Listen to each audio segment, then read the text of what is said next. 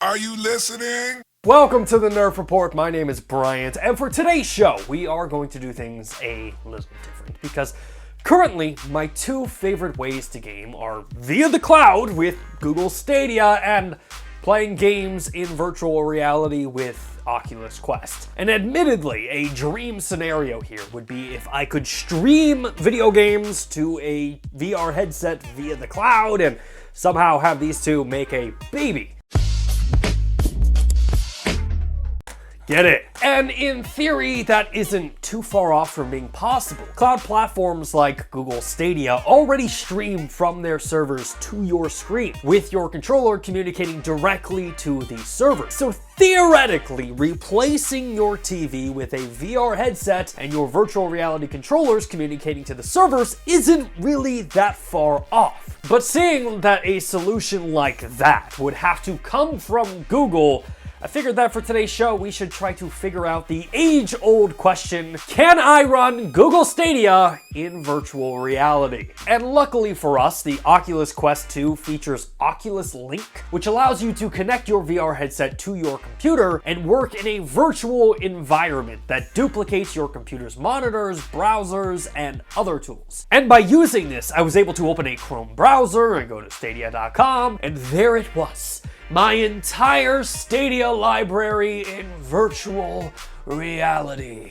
But being able to access my games is one thing, being able to play them is way more important. And admittedly, this is where we ran into the first issue. Because you see, the Oculus controllers almost work as two separate mouses, so controlling the screen became quite challenging. However, luckily the Oculus browser also featured a keyboard, so you can kind of play games with that. In fact, any game that requires very minimal movement or just WASD control, you can definitely play those with your Oculus headset. In fact, I won a game of Uno, like destroyed the competition. But I do have to say, I did struggle with Pac-Man, which outside of virtual reality, I just destroy in that game. So it's a little disappointing that I wasn't able to play that.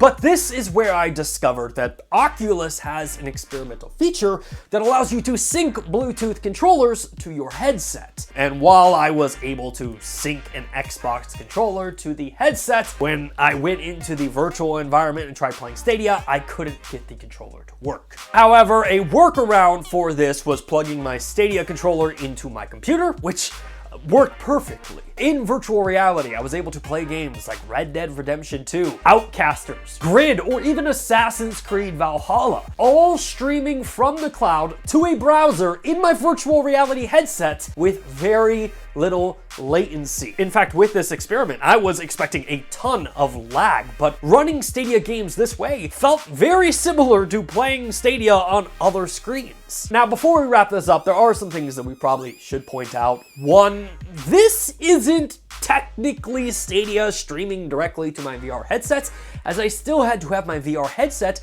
hardwired to my PC for it to work. That being said, Oculus does have a new feature called AirLink, which does everything that Oculus Link does, it just doesn't require a USB connection. Instead, all of your data will be streamed over your Wi-Fi, so I'm really interested to follow up on this experiment once that feature goes live to see if it works any better. And two, I want to point out, this is all just experimental.